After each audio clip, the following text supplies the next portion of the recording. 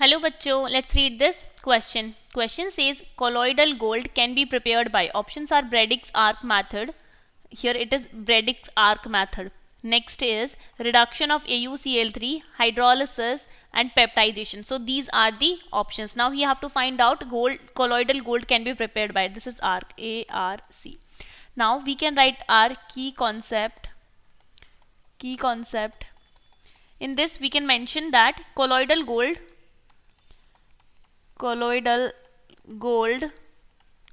can be prepared by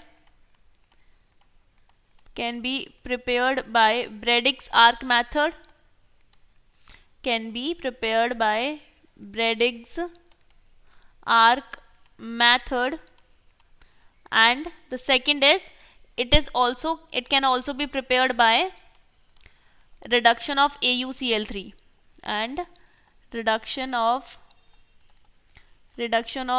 AuCl3. तो हमें देखना है कि इन दोनों मेथड से हम गोल्ड को कैसे प्रिपेयर कर सकते हैं. नाउ फर्स्टली हम देखेंगे the first method, that is Bragdon's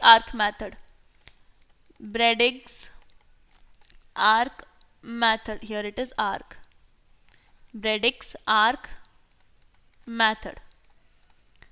तो Bragdon's arc method क्या होता है? ये colloidal solutions की प्रिपरेशन के लिए काम आता है.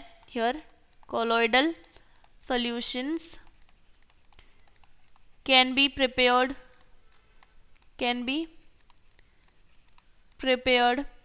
दूसरा है colloidal solution में हम कौन कौन सा बना सकते हैं. इसमें से देखिए, एक तो गोल्ड बना सकते हैं, दूसरा गोल्ड, सिल्वर, प्लेटिनम. मतलब जो भी हम मेटल्स की बात करते हैं वो Bragdon's arc मेथड से बनाए जा सकते हैं.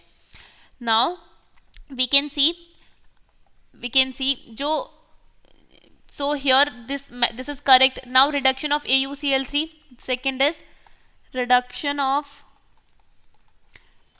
AuCl3.